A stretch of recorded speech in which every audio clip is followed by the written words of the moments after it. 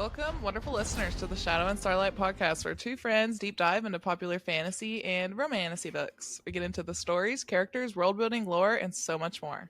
So, buckle your seatbelts for this wild roller coaster ride of emotions, magical worlds, and laughs. I'm Kinsey. I'm Kana. And today we're covering chapters 23 through 33 of Onyx Storm by Rebecca Yarros. First and foremost, please listen carefully to our content warning. These are adult books we are covering, and neither of us have a filter, so this podcast is rated R and for those 18 plus. Regarding spoilers, if you have not finished the entire Onyx Storm book to the very last page, please come back after you do so. While we are discussing the stretch of chapters, we will be doing so with perspective of what happens all the way to the end of the book for better understanding, to dig deeper into the theories, and appreciate the foreshadowing of Rebecca Yarros.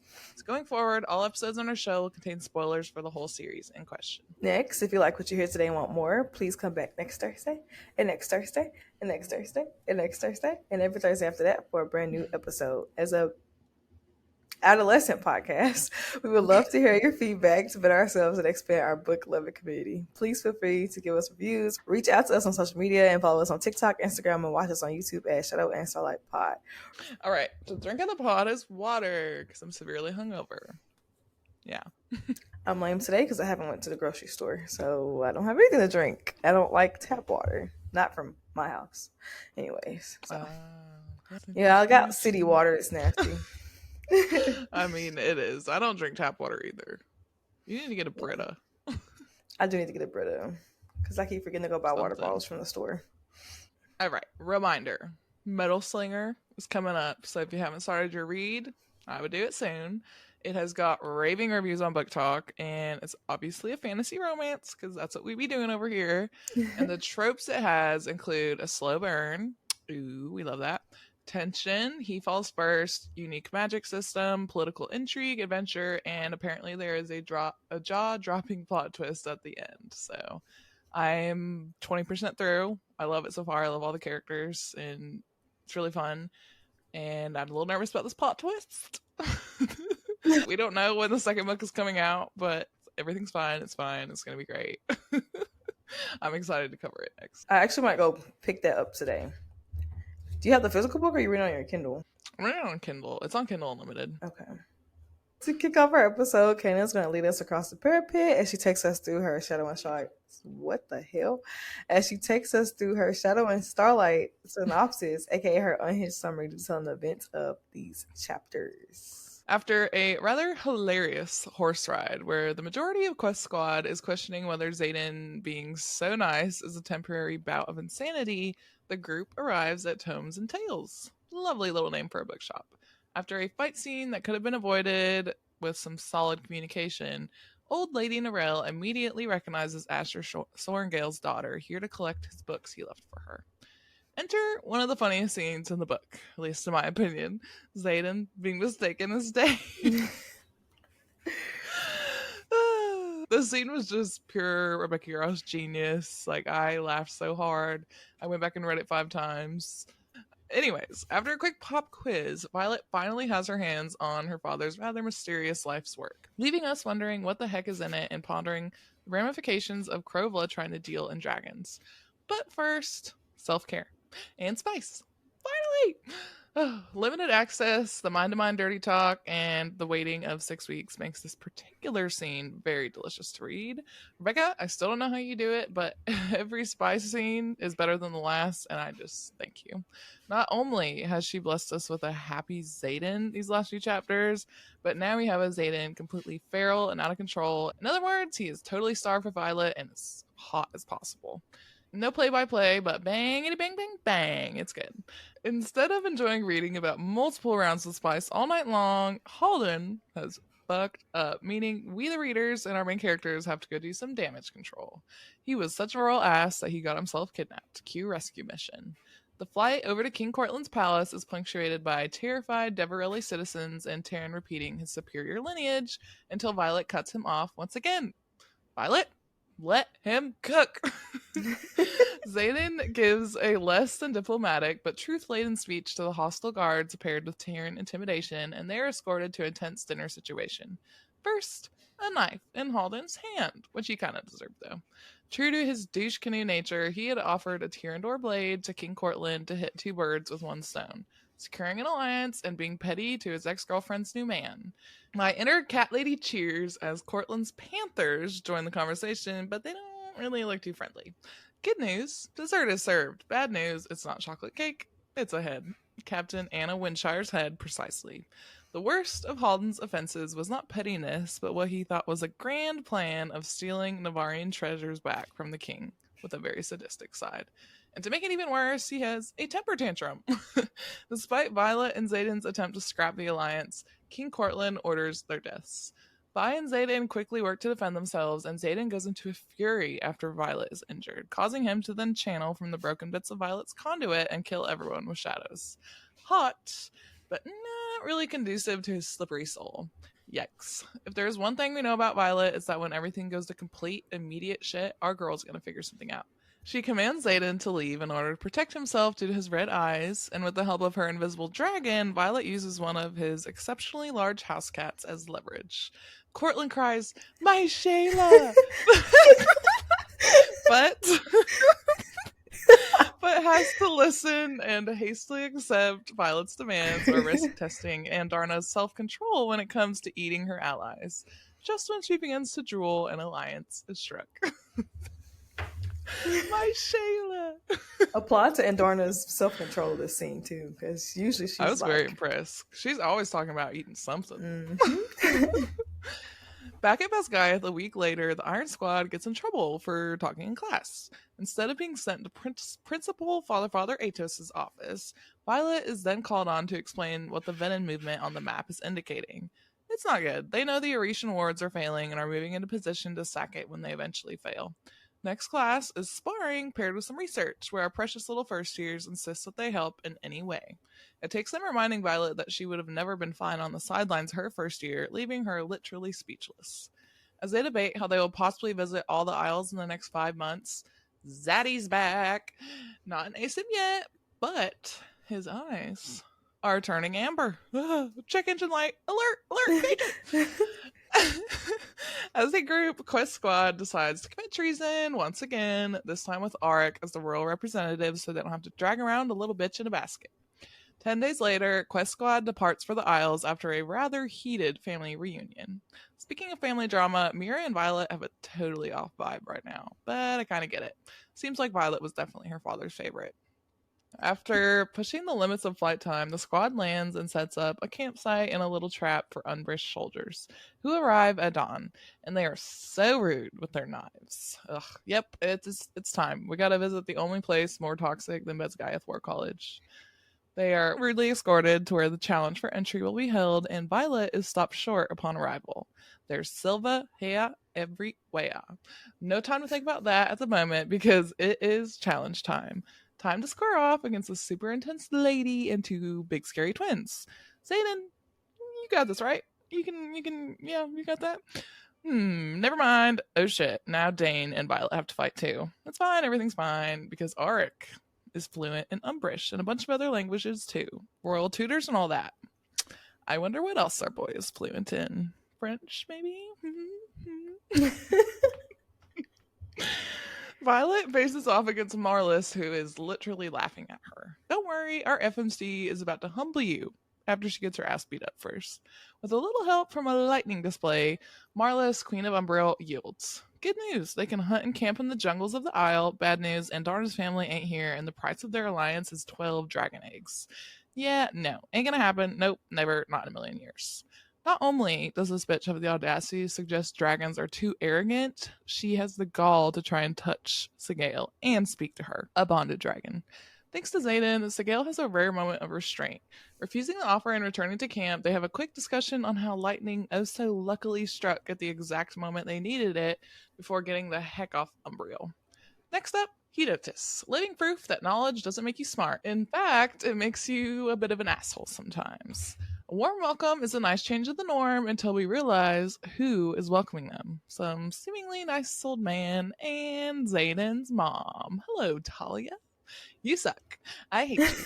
But I'm actually so happy that you're here because that means my theory was right. But anyways, poor Xaden. Yeah, it's a whole thing. Lots of family drama in this book. Yeah. Tell you. All right. Now that we have crossed the parapet and Kenna has taken us through her unhinged summary, it's time to head into our battle brief section, where we will discuss all notable things in the essential chapters, including foreshadowing theories and our favorite parts. It's a struggle. I'm glad it's not just me today. Okay, y'all. We have 2 major enemies to lovers storylines, at least I think, that is happening, and I'm here for both of them. So first, Dain and Sloane. Ooh, it's like forbidden love. I love it. Yes. Okay, well, I guess Dain doesn't really care about adhering to the codex anymore, since, Sloane is a first year and he's her wing leader. I'm just kidding. We love you now, Dain. That's fine. You should kiss Sloane.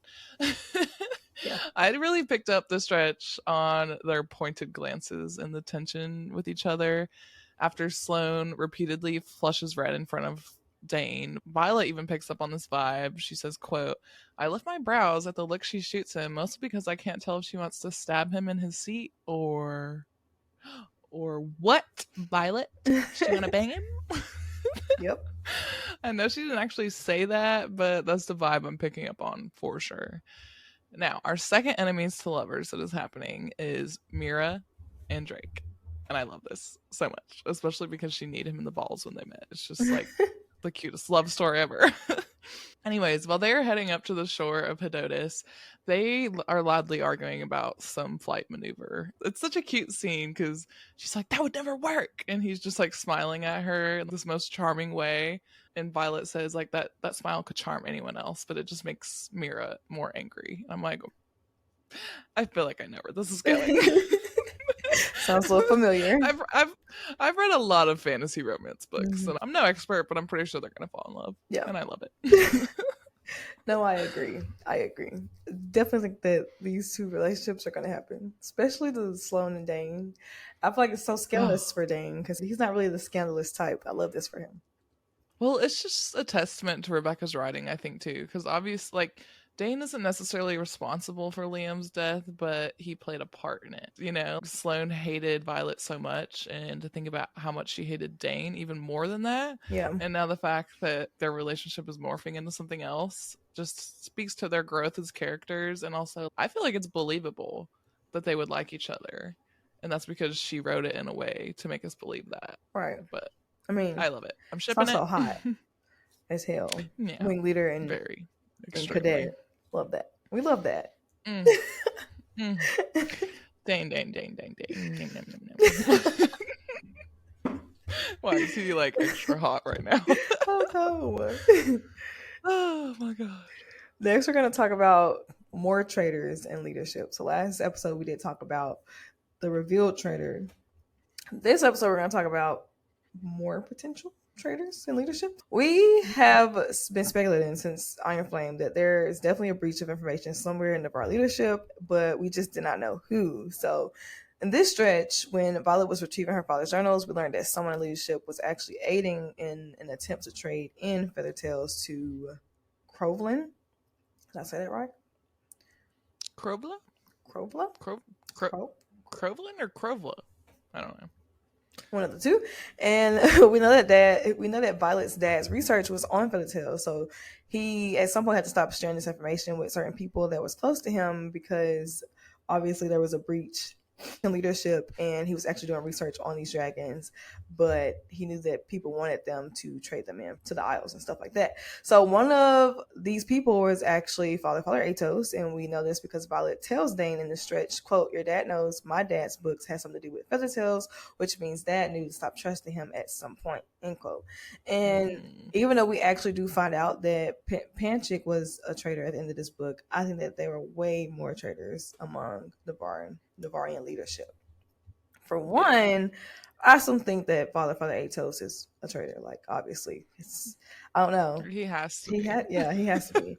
It wouldn't make sense because if he wasn't, because he's just like so interested in the Feathertail research, and he's been questioning it since the beginning. And I low-key think that he either wants to continue to trade, or I don't know. He obviously has alternative motives. Also, we are also just still pondering, like, is Professor Carr been complicit? Because from Fourth Wing Iron Flame, he has absolutely no problem punishing students and pushing them their burnout or committing just straight up murder in front of everybody.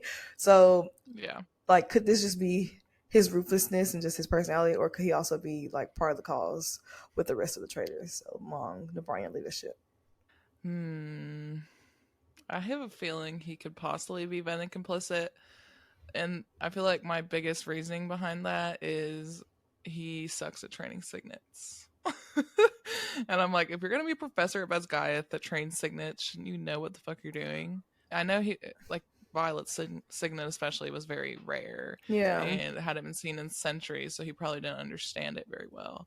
But from what it sounds like, he's not super effective at getting people to like test the limits of their signets, especially in a safe way.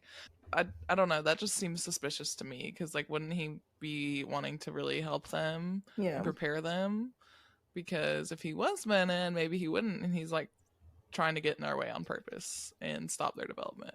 But Yeah. I don't know. He's just an asshole. I feel like too, it would make perfect sense for a professor to be Venom because they're not really aiding in like a very important way. Like, you would think like Yeah.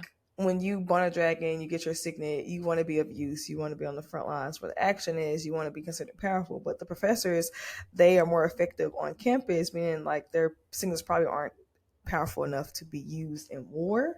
So they have plenty of motive to be Venom or work with the Venom or be traders in general. So I feel like it makes more sense for the professors to be traders. Yeah, I think so too. Especially if someone that was like the head of Basgaiath was able to put people he knows that are traitors in professor positions, just really setting them back. Yeah. Ah, what the fuck? It's probably happening. Yep. All right, next we're going to talk about Violet's dedication to Dune. Ooh. Yeah, tragically, we were way off about the silver hair. We were like for sure that it had something to do with Venom, which it maybe could. I don't know. We still don't know a ton about it. I also thought it was something Malik related, but it's fine. I'm glad that we know now that Violet was dedicated to Dune, goddess of war, at a young age by her father. And even Violet doesn't really recall when he visited the Isles, so she must have been very young. And the priestess Umbriel confirms, quote, "It's good we did not complete your dedication." So she remembers Violet, and Violet has no memory of this. I also wonder if Violet did go when she was a little bit older, and maybe her dad had her memory wiped somehow. Maybe, I don't know. But anyways, we also know that dedicating children to a deity was actually outlawed in the 200s in Navarre. So I'm like, what the hell, Papa Sorrengail? You clearly have this master plan to prepare Violet for something, and part of that was dedicating her to Dune, but you didn't finish the dedication. So like, what's going on there? I am honestly lost in the sauce, but in future episodes, we're going to discuss this theory that's kind of prophecy ish. And it's really cool. I think we may have solved the entire plot of the book. I'm just kidding. But I think it makes a lot of sense and it's really interesting. So be on the lookout in future episodes. We're going to talk prophecy theories. I did also find it interesting that the priestess suggested, quote, "Usually the touch creates such a longing that you can't help but return, or perhaps you now favor another god." What? So apparently when you're like touched or dedicated to a god, you have like this longing to go to temple. Violet has stated that she was going to Malik's temple a lot. And it was to yell at Malik, which the audacity girl. It was to yell at him for taking her dad from her. But I just thought that was so interesting because I don't really remember her ever saying that she would go to a temple of Dune. Yeah. And the priestess suggested, like, maybe you're touched by another god now, and we know how much she talks to Malik and yada yada yada. So I'm like, whoa, like, is she now dedicated or touched by Malik and she doesn't even know it? Yeah. How is that going to play out? I don't know, but it's interesting. And that was the only place, like you said, that they hadn't visited was the Bay of Malik. So I feel like there's still a lot of information that we don't know about her childhood because we didn't get her full story of what happened to her during childhood. We just know that she was with her father when he was visiting the Owls, and they did start a dedication to Dune, but Never Yeah. finished it. So it's like, where's the rest of the story, bruh? Dude, what if she goes to visit the Bay of Malik? Which would be super dangerous because it's right next to the Barrens. Yeah. I just had like a random thought because Andarna can go invisible. What if Mhm. she like was able to ride Andarna invisible like all the way to the Bay of Malik? Hmm. That would be so cool. That would be cool. Random thought. Let's again talk about Xaden's inevitable downfall because we are getting some more character differences in this stretch as well. So we actually discovered two different sides of Xaden. Like we knew he had these sides, but we saw two totally different sides of Xaden in this stretch. He had a happy side and he had a bad boy side. You're very bad. Very bad. So we think that it is very important to note that Xaden was not his usual grumpy control freak self. In fact, he was nice to everybody, including Dain the Stain. And this could be one of the many stages of withdrawal that was actually studied by Dominic Prischel. I guess I'm saying that right. And I'm going to read the quote. Yeah. So it says, in the first 24 hours of removal from source magic, the subject in ASIM was presented as even-tempered, but withdrawal quickly revealed the subject's true nature, requiring the subject's immediate transfer to stage 2 of the study. So I think this is kind of what happens in this stretch where Xaden's like super chill, he's super happy, he's like, oh yeah, I'm fine, like in denial, delulu, all of the above. And then later on in the stretch, he absolutely loses it. He loses control, and even like in a place with no magic, he finds the smallest piece of magic to channel from the source and get that extra magic he needed to kill everybody in the room when they were meeting with Cortland. I think like this is just more proof of his inevitable slip of control, especially when it comes to his girl Violet. And I think this is also more proof of the scene at the end of the book where he's just like, fuck it, there's no other choice, I have to. And he just kind of gives into it. So, yeah. I'm super nervous. Like, if we're getting glimpses of him, like, really scary and almost like a monster, just like this totally dark version of himself, like, he channeled so much from the source. He's definitely progressed to an ASIM. Yeah, at the for end sure. of Onyx Storm, and I'm like, okay, so is that gonna be like how he is all the time? The bad boy side? Yeah. Ooh, scary. I feel like he's gonna exhaust himself trying to hold his control so much. Because like this whole book, he's just like literally fighting with himself. It's a never-ending internal battle with himself to like regain his control, and then he just slips no matter what he does. Like he's just continuing to slip. Yeah. Damn. Okay, next, speaking of Xaden, we're going to talk about his bond with Sorrengail. In this stretch of chapters, we see two solid instances showing the strength of their bond, even when Sorrengail's giving him the silent treatment, and our parents are fighting, it's not good. Anyways, when Violet considers staying in a land without magic for her man, so that she can enjoy him happy and that he won't have risk of losing his soul completely, Xaden tells her that Sorrengail's in pain and that he could never cause her pain. And this just made me like pause and think about their bond, because Sorrengail was there for him at one of the toughest times in his life. He had just entered the quadrant, he watched his dad die, and he had the responsibility of 107 lives weighing on his back, plus all the hate that people gave him because his father did lead the rebellion. And I was just like, wow. So like their bond was really forged in fire, and they have learned to depend on each other.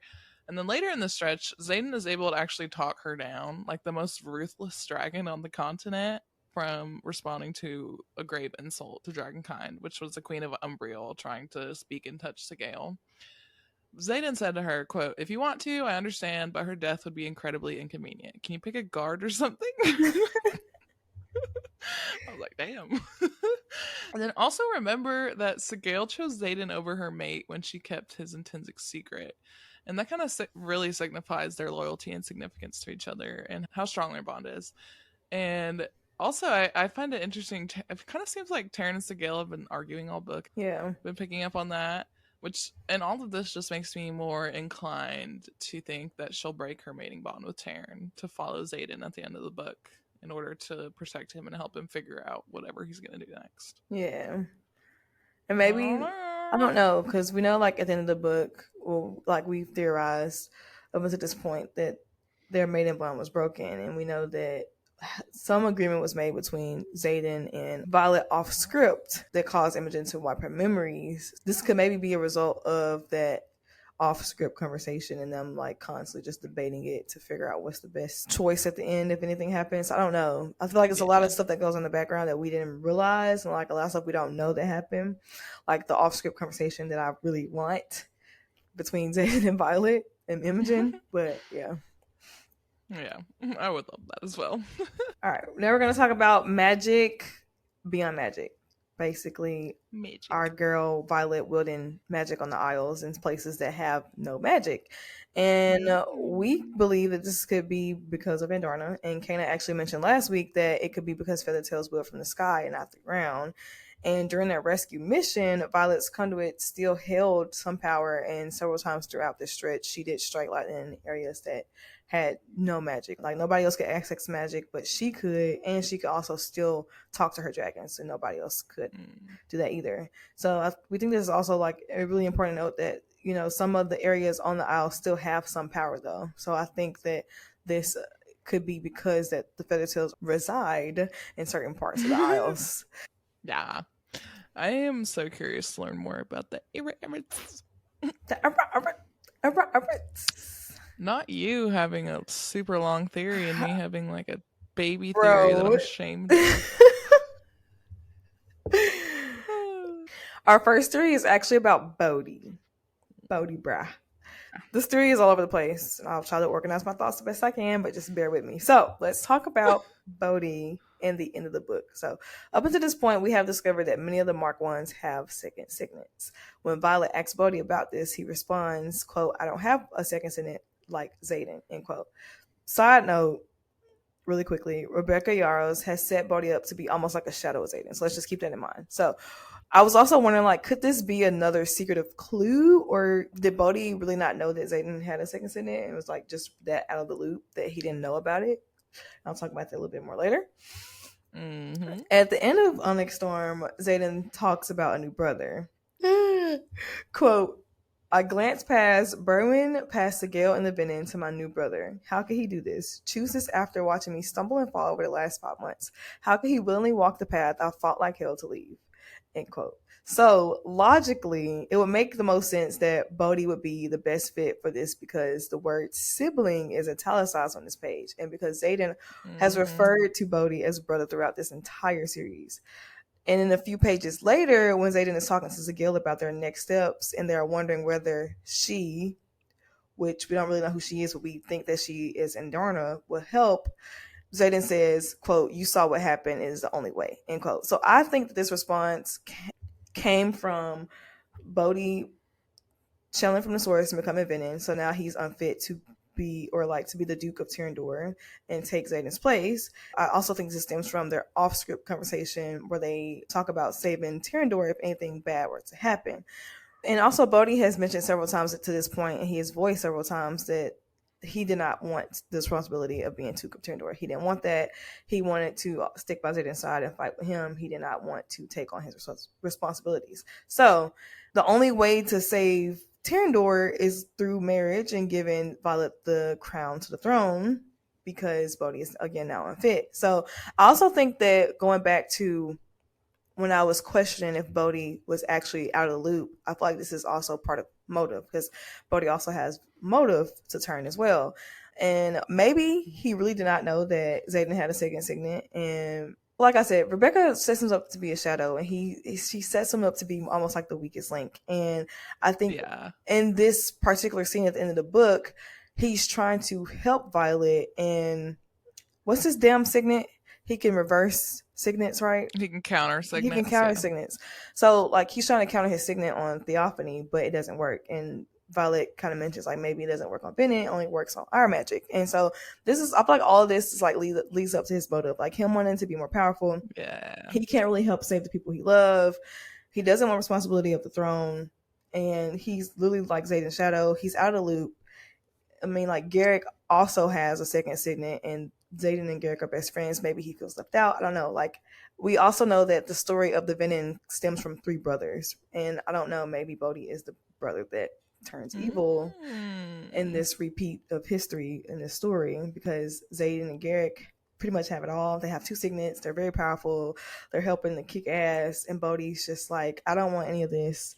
No, not listening to me. I'm kind of like the weakest link. I'm left out. And yeah. So I don't know if Bodhi changed to help and aid, or if he changed just out of jealousy. And I don't know what side he would be on. If it was him, I really couldn't tell you what side of the fence he'll be on. Yeah, that was solid. Good job. Thank you. Plot wise, I think the new brother is Bodhi, because if he becomes a Venin, he could possibly counter Venin's signets now, which would be incredibly useful. I think it just makes the most sense because Rebecca said, as far as like when we're thinking about who the new sibling or brother is, like it's someone who always wants more than what he has. And I feel like Bodhi is just like you said, he's the shadow of Xaden, and I don't feel like we fully know and understand him very well. Yeah. And that's what gives me pause. Like, he's so adamant he doesn't want to like lead Tyrandor, which is great. Maybe it's because he knew he would turn Venin all along. I don't know, but I just feel like he's always getting shit from Xaden constantly. And like, especially this book, Xaden was like, no, you can't do that. No, you can't do that. You have to do this. And I don't know. I do feel like you're right on a lot of points here. And I think he's the new brother. Yeah. I think it. Also, I know when we were covering Fourth Wing and Iron Flame, you mentioned a lot that how much Rebecca compared the two as far as her looks. Theophany actually refers to them as kin, which we knew they were cousins, but actually kind of highlights their kinship this book as well. So I feel like that's also important to note too. Their similarities, how much they look alike, and they actually are related. And he's considered him a brother throughout this whole series. We'll see. I don't know. I keep seeing Garrick theories everywhere and Brennan theories for the new brother, but I think I'm pretty solid on Bodhi. But we'll see if that changes in 3 weeks when we finish this up. I don't know. I feel like I'm overthinking it because she did italicized sibling, and I don't know. Is it just me, or did you realize that she also italicized dead on that page? On that same, because he said something like he's supposed to be dead, and it could be because Bodhi was about to burn out. Well, no, it wasn't Bodhi. It was Garrick who was about to burn out, right?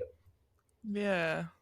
But the word dead was italicized too. It was like right before he said sibling, it was like because he's supposed to be dead, and it was italicized, and it was like another sibling, and then sibling was italicized. So I'm like, what the hell, Rebecca? I've seen theories that it's Liam. Well, I was thinking that too. Yeah, because he referred to Liam as a brother too. Stop bringing dead people back, Rebecca. No, I don't think it is. All right. Okay, I'm actually switching it up, and I'm putting my Brennan hate in the theory section, but don't worry, I still have hate to give you, Brennan. Okay, this is like something that's so small, and I feel like I could just be totally off, and like it doesn't mean anything. But anyways, okay, Brennan has been described as having amber eyes on multiple occasions. And in the stretch, Violet notices that after his last channeling, there's, quote, amber flecks in Xaden's eyes. What? Yes, I went there.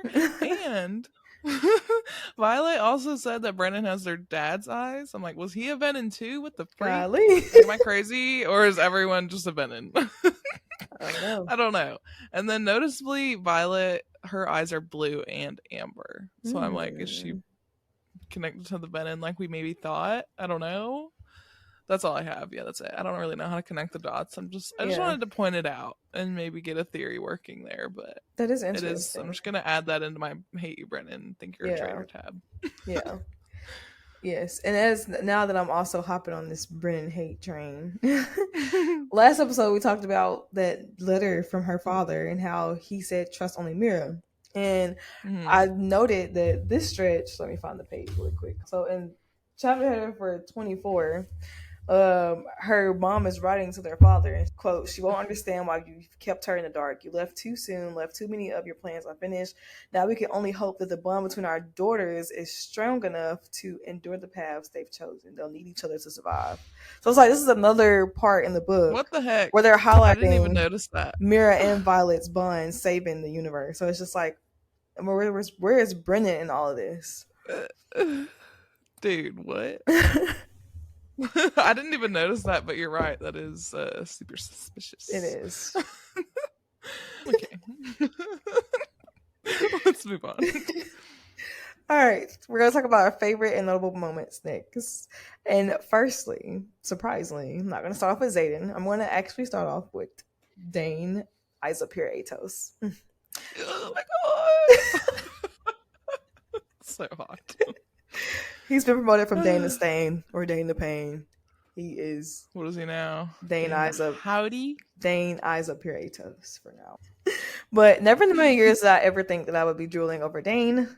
But he had some pretty crazy wrists to stretch, not gonna lie. And the tension between him and Sloane was just absolutely delicious. And I love a good enemies to lovers trope. And it was so good. And I think this would be the cutest couple ever, obviously, other than Xaden and Violet. But I'm actually really happy for this once pain in my ass. I'm like actually happy that he's evolving. Okay, moving on. I love it. My next favorite part was when Xaden had this whole nice boy act. I just loved how like it just threw everybody for a loop. Like he's just like smiling and skipping around there like, what the fuck is wrong with you? Something has to be off. And the fact that everybody just knew something was wrong with him because he displayed genuine joy and concern for the group was hilarious. I just thought it was super funny. And then the whole Dain and Xaden mix up, I will never be able to get over the scene. It was freaking hilarious. And I feel like the fact that Violet was so obvious with her drooling that her parents just knew that they were going to end up together is just crazy. And if only like her father could see how hard she was throwing herself at Dain in Fourth Wing before she realized that he was a little bit too much like father Atos. But yeah. Dude, you know who else had some serious Riz? Riddick Rizmaster. My dude Riddick has got the charm, the Riz, the whatever, all that and more. And we have reached one of his most iconic lines.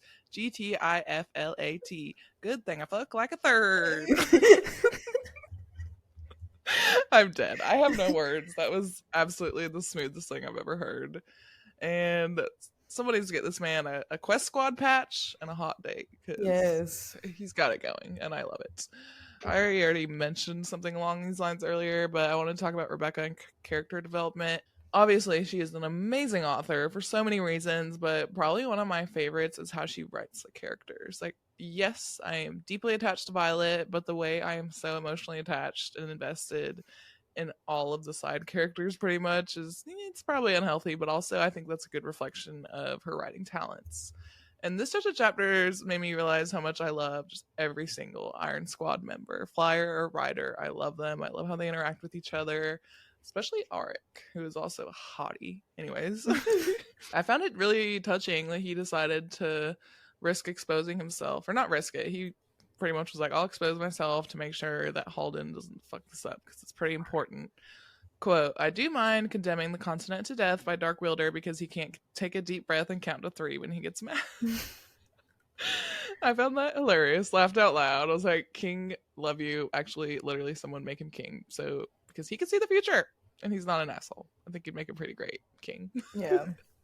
I do wonder if the series is going to end with him as King of Navarre or something. I think he deserves it for sure.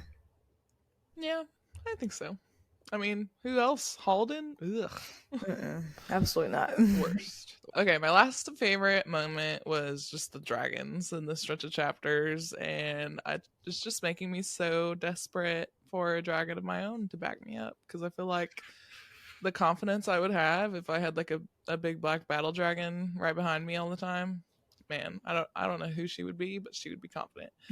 Specifically, one moment when the crew was so rudely awakened by the Umbrish soldiers, I was getting chills at the squad's response, particularly Violet and Tairn and Xaden's Gale. So badass. Quote, I cock my head to the side and flip my dagger to pinch its tip as Tairn growls at my back, low and mean, just the way I like him. I don't know why I love that line so much, but Violet's such a badass, and you can just tell she has so much confidence. Obviously, she earned that, but she knows she has got the baddest dragon in the game. Yep. And the cherry on top was Sorrengail almost biting a soldier, and Xaden translated, he said, quote, she said to get fucked. I was like, I can't. This dynamic foursome is iconic. And also, Tairn, I will listen to you recite your whole family line anytime. Yes. Love the dragons. Love the babies. All right, folks. Time to close out about a brief and move on to the book of Justinia, where we'll Yeah. dive into the mythology that inspired Onyx Storm, as well as we're doing a breakdown on everything we know about poisons. Feel free to skip ahead to the flight field if you feel like you're already an expert. Yeah. Okay. So we get so much new everything in this book, dragons, characters, places. We're just so spoiled. But with that, I wanted to take today's myths and go into the origin and meaning of some of our character names. I've already done probably the most meaningful ones, so I just picked out a few of the new ones that we got this book, and some of them aren't really connected to the plot or who the person is, but I find it interesting. But if you don't, you just go ahead and scurry on to the flight field. All right. So Berwyn, the name of our bad sage, it doesn't connect to his role in the story, but it's a British name meaning bear friend, bright friend, or white hair. I was like, that's so random. What a random name, Very Rebecca. random. And then Marin, our little flyer Marin, we love her. Her name comes from the Old Norse word mr. It's literally MRN. That's the word. How do you anyways. This Old Norse word is associated with pearls, which are considered rare and precious. And I'm like, oh my goodness, Marin, you're just so precious. Okay, Drake. Whoa, this one's cool. It has a lot of different origins, but most of the meaning is the same. And the one that I like the most was derived from the Old Norse word draki, and it means dragon. And most of the other different what is the fucking word I'm looking for? Fuck me. All the other origins also mean dragon. They're just derived from different words. And he's obviously a flyer, but I still think it's cool. And then he's obviously gonna fall in love with a dragon rider Mira. So Yeah. there you have it. All right, Theophany, our girl Theo. This one's pretty interesting. Theophany means God's appearance and is of Greek origin, and it's derived from the words theos, which means God, and feigning, which means to appear. So basically signifying divine manifestation or revelation. I don't know if that was why she chose Theophany's name, making her godlike almost. Because, I mean, she's pretty powerful, so it is almost like she's godlike. But I don't know. I found that interesting. She was a goddess too, right? Oh, yeah, she was dedicated to Dain, too. Mm-hmm. Oh, shit. Wow, that makes a lot of sense. Okay. Anyways, Kai is one of the first year squad members on the Iron Squad, and his name has many meanings, origins. I like this one though. So in European origins, it's a short form of the name Kaimbi, when that means warrior. For the magic portion of today, we're going to talk about poisons. So the first thing we're going to talk about is elixirs and serum, which is a magical or medicinal potion. And we also like the serum that's featured in this series book stretch is the serum. Siri thought I was talking to him. No, I'm not talking to you. I said serum, not Siri. Was the serum antidote or the signet blockage. So this actually draws the connection to dragon. Signet to the writer, and the elixir was first featured in land navigation. It can wear off on its own, but there's also an antidote to reverse it, and it has a pungent, earthy taste. It also was used throughout the series to weaken the venom, but also keep them alive for questioning. And then the next one that is kind of featured in this book, I know there's more, so like we can do a continuation, but these are only two I could really just find. The next one was the funnily berries, and when consumed, these berries induce extreme sickness, and they are grown on a vine, and they're commonly mistaken for poison ivy. They look very similar to poison ivy, and when they're picked prematurely and dried, they create a very potent poison. Yes. We'll get to do some more poisoning next week. Yeah, we do. with the what's it called? Aaron mint? Yeah. Something like that. I have to do more research on her father's book of poisons because I think he do one too. Ew. Yeah, I need to go back and also look at like the headers from the first two books, because now we know that her father was Colonel Daxton, who made the How to Excel in the Scribe Quadrant, because that was mentioned a lot in the headers. Well, we know that Asher, her dad, his previous name was Daxton. And in the earlier books, there's been excerpts Oh. from Colonel Daxton's guide to excelling in the scribe. You get what I mean. I get what you mean. I understand, yeah. Fucking A. I just am giving. I'm giving up on words. It's okay, we're almost there. Moving on, time to head to the flight field where every week Kana and I will do 2 minute series unique to our podcast. They won't be the same every week, so keep tuning in for all the fun. Today we're going to do Song Association and we're going to do fan cast for the TV show. Okay. Song Association. Okay, I picked 2 baller songs, one for each of our main characters. Violet's first up. So this one is from Hidden Citizens and Ruel, which we've done her before in our Song Association. She makes epic battle fantasy music. Love her. And this song is called Take Over. And yes, I picked this one from my playlist that I specifically have for epic action and battle scenes. So you should listen to this when you're reading something epic. And when the beat drops, it goes so hard. But anyways, the lyrics that caught my eye, quote, "Nothing's gonna bring me down, feeling that adrenaline, the rush in my veins, fuel to the flame, I live for it. Fire on the ground, God, I'm running for cover, better watch out, I'm about to take over." And I just feel like this describes Violet's whole vibe, just taking over all the Isle Kingdoms with her badass fire-breathing dragon and her badass fighting and persuasion skills. Like, yes, ma'am, take over. Get it, girl. Okay. All right, your turn, Xaden, you little monster. And this is also another Hidden Citizen song. I love them as well. And the song is Monster, and it features Ryan and Anise. All right. I don't think I pronounced anything correctly today. It's okay. It's me like All every right. episode. Mm-hmm. So since Kenzie talked in foreshadowing about his bad naughty side, this I had to choose a song that kind of fit that. So some of the lyrics from the song, quote, "Black in the night is just a disguise, imagination running wild, maybe I'm a monster, maybe you should run for your life." I just feel like this song was made for him. Yes. Like it does showcase the monster he became in this stretch, someone that shocked Violet and made her nervous, but of course she's just like, everything's fine, it's fine, and yeah, no. And then it also talks about the night as a disguise, which is perfect because he's a shadow wielder. But anyways, these are both bangers you should absolutely put on in the background when you're reading epic scenes.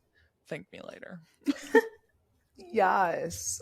All right. So the song that I chose, this is actually just a Xaden specific song. I didn't really find one for Violet the Stretch, but I found one for Xaden, and it's actually Chihiro by Billie Eilish. And like, oh my gosh, finally, there's a Billie Eilish song that actually fits one of my favorite series. Like, I always want to choose Billie Eilish because she's my favorite artist, but like, I'm like, this doesn't really fit. But Chihiro, I heard it during an edit one day, and I was like, I kind of like this vibe. But I actually think this is, again, Xaden's song for this book. And the verse, quote, "open up the door," is such a metaphor for me. And I always thought of it, like, before I even read Onyx Storm. And, like, when I first listened to the song, I always thought "open up the door" was, like, a metaphor of, like, opening up the door to somebody's heart and just taking all the love from someone without them, like, without even trying. And just, like, being so consumed by somebody and not realizing how much of your heart they actually have taken away. And, like, with Zaylet, with who? The fuck? Can I get his number? Is he friends with Xadian? I combined their names. I was trying to say Xaden. I said Zaylet. Zaylet. That honestly sounds like a you name. Yeah. With Xaden. My Zaylet. With Xaden, Violet popped up and just immediately took his breath away, and he fell for her instantly. And that sliver, little crack of the door of his heart might just be what actually saves him. And just, yeah, thanks again, Billie Eilish, for that. Love it. I love that song. I honestly jam out to that song. Have no idea what it's about. So thank you for explaining that. The song is actually about, so like I think the chorus and the actual lyrics are a little bit different. I think the chorus is actually a metaphor, but the actual lyrics is about a TV anime, Spirited Away. That's where she got it from. Okay, I got you. But she like uses the lyrics metaphorically, but like some of the lyrics actually describe some of the stuff that happens in the show. But yeah, it's inspired by Spirited Away, basically. Yes. Okay, we're going to discuss fan casts. We've already done fan casts, like who we would choose, but it is a ripe time to talk about the actual cast of the TV show because it's coming along. And Rebecca said on her tour that she actually read the pilot and she loved it, which I feel like coming from the person who wrote the book, that's good news. So I'm really excited for this show. I think it's been good, and there's some crazy casting rumors out there right now. So let's talk about Xaden first. So Josh Houston, he's from Dune Prophecy, and I think some other things I don't remember. And then there's also this dude Emilio Sacria. Sorry, dude, definitely didn't pronounce that right. Wow, they're so attractive. Have you seen them on TikTok or anywhere else? Yeah, I Oh have. my I saw god, the whole Emilio like rumors of his Instagram. dude, his PR team, he's either scamming book talk or I don't They're know. I super feel like it's good. for real because they're following Rebecca Yarros. Like, from what it looks like, Emilio looks like he's on the sparring mat and all these videos Mhm. he's posting. He's like preparing for something. Yeah. And he also posted a picture with like his fingers crossed making an X. I was like, shut up. And the comments are honestly the funniest thing. Everything he posts, there's people that are like, Xaden. And then there's this one person that's like, Ho, is you gonna be our wing leader? And there was one I saw yesterday or the day before. Someone commented and was like, if you're gonna be Xaden, just wear black in your next post. And he did. But it's been a big topic of like who's gonna play who. Initially, I think Josh Houston was rumored to be Xaden, but now I think more people prefer Emilio, which I actually agree with. I think he kind of fits the more rugged vibe, and he's also a lot more bigger and buff. So there you have that. But I love it. I also think Josh Houston would be a great Bodhi, but I don't know. I'm really hoping they're actually going to be in the show because I think they're great actors. They're eye candy. Yeah. So let's go. You know, I agree with you. I like after seeing all these rumors, I really can't really cast anybody or see anybody else as Xaden, and I do agree. I've seen a lot of speculation of people saying Emilio should play Xaden and Josh should play Bodhi, and I do agree with that because they should look alike and they should both be kind of hot. So we have, you know, somebody to look at. I mean, obviously Xaden has to be Obviously. hot. So yeah, I don't know. I can't unsee it now. I know. There's a bunch of people that don't like Emilio for Xaden. They're like, it just doesn't fit. Like, it's not good enough. And I feel like a lot of that is coming from how much fan art there is of Xaden everywhere. And I just don't think anyone could live up to the vision exactly. So I'm actually really happy about Emilio, and I hope that ends up happening. Also, the fan art is very unrealistic and misrepresented a lot. So Rebecca Yarros, Rebecca Yarros actually said in an interview that, like, with her casting, the biggest thing that she wants to focus on with Xaden is to make sure he's not white. Me personally, I don't think anybody could ever live up to the vision of Xaden. But I mean, we have to settle for some hot specimen somewhere. So I mean, I feel like it's very hard to picture a real life person as Xaden. I don't know. He's just so perfect in my head. Like, I don't think I could ever picture him as anything else. But same. I have to settle for, you know, somebody. Yeah. It's not even settling. Emilio is actually the finest man. It's barely settling, but so attractive. It, like, you know, it doesn't really fit it's not the perfect picture, but I feel like he would be the perfect person to play it. I mean, like, we're book geeks. We have these fantasies in our head. Sometimes it's hard to put them in real life, but we want the show, so somebody has to play Xaden at this point. Exactly. Just give us Xaden. And we're going to like it. Whatever it is, we're going to like it. We're not going to complain because we're going to see dragons on the screen, y'all. For real. We're going to see Tairn and Sorrengail on screen. Yes. And little Andarna. Don't forget about her. Oh, yeah. Okay, so the Violet casting rumors, I don't even know. I was trying to figure out yesterday, like, why this was a rumor and why it's, like, gotten so much attention. But it's looking like Violet might be who plays Renesmee from Twilight, so Mackenzie Foy. And I actually love this. Like, she's 5'3", she's really tiny, perfect to be our little Violence. And she's also in Interstellar, which is one of my favorite movies. And I don't know, it just, like, that cast is making it feel, like, nostalgic since she's in a Twilight series. And I don't know, I really like it. A lot of people are saying that they don't love that, but some people are saying they love it. So I guess that's just the nature of the fandom, but I like it. And I hope she's the one that plays her because she's a good actress, and I think she looks like Violet. how I picture her in my head. Yeah. Same. I also think that it could be her. So, really quick, I thought her name was Mackenzie Joy. I saw that.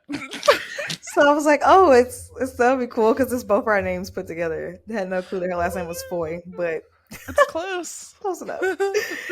Anyways, I also think that Christine Froseth could be Froseth could play Violet because I see a lot of pictures of her with like braided crowns and they're just so cute, and I could definitely see Where her is she as from? Violet. I have no clue. And I just can't unsee the braided crown, but I do also agree. Oh, yeah. Where's she from? I see it. Oh. I don't know. I'm trying to figure out because I've definitely seen her before. Oh, she's from The Society. I watched that show. Maybe that's where I recognize her from. Did I watch that show? I don't know. I don't know. I feel like I've seen her in something else. This is tripping Oh me my God, out. it's Anyways, raining. yeah. I could see that too.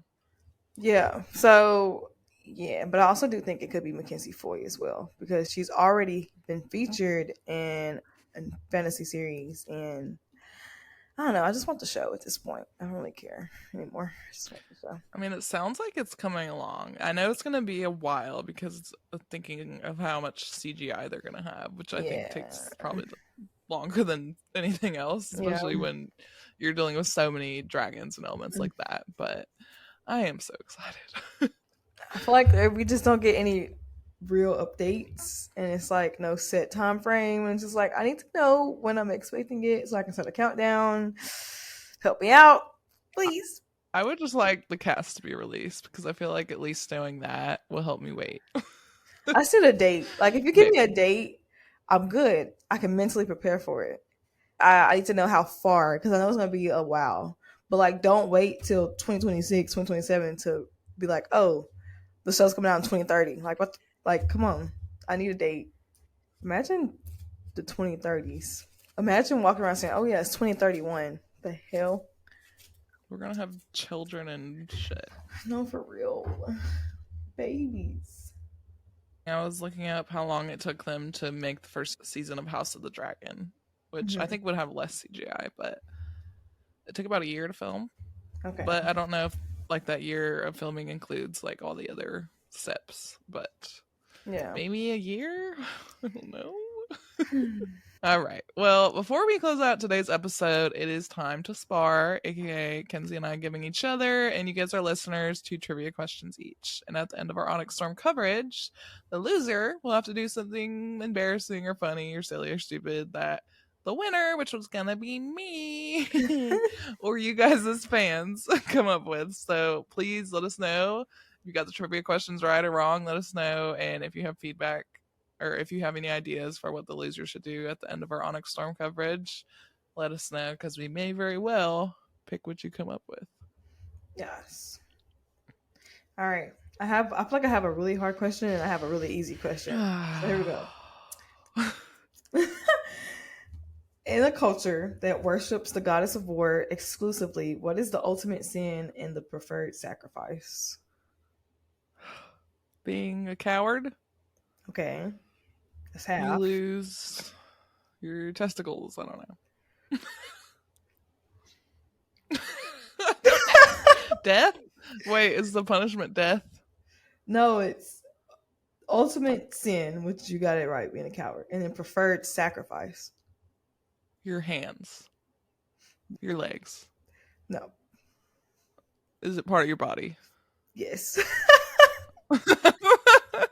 Your fingers. I'll just give you half a point.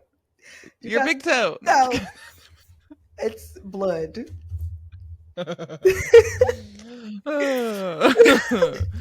Okay, my bad. At least I got half of it. Oh my god. Okay. Where does Violet and Mira's grandma Nyara live? What the hell? How am I supposed to know that? Mira went to visit her this stretch. Yeah, I know, but she told Violet. Do you want a hint? Mm-hmm. Starts with an L. And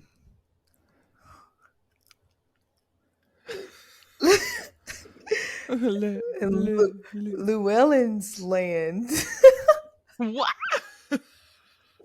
I mean, at least it was like a fourth wing name. No, it was Lucerys, you silly goose. Oh my god. Okay. In what month did the Midnight Massacre take place? December? Yeah, that was the real easy one. Oh wow, I guessed. Oh shit! You should have guessed wrong. I remember it being like later in the year, but I couldn't remember. Well, I think I associated midnight mass with like Christmas traditions, and I was like, oh, that makes sense. I should have asked you for the specific date. Damn it. No, I definitely would have got that wrong. All right. What are at least two names? Two of the triumvirate members. Can you name at least two of them?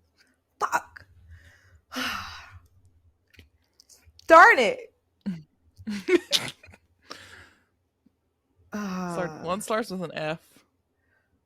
Ferris. Yeah. Ferris wheel. Okay. And I know like one starts with an N. Like Nari or Neri or Gnarly. Yeah.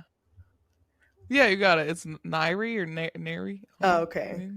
And the other one was the third one. I forgot. Oh. I feel like it started with Roslyn. a U. Oh. I was going to say it started with a U.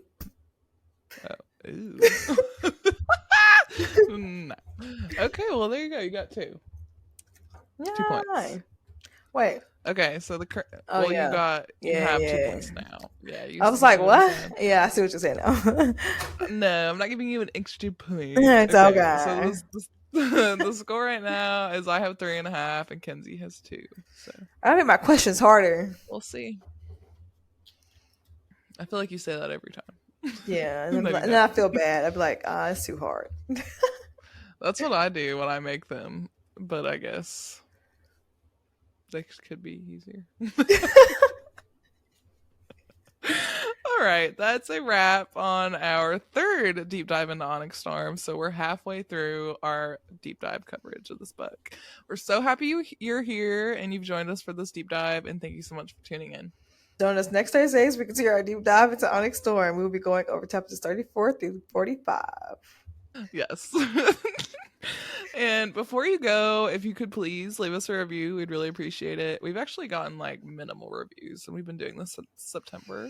And I think we're pretty cool, but like y'all just let us know how cool you think we are by leaving us a review. Yes.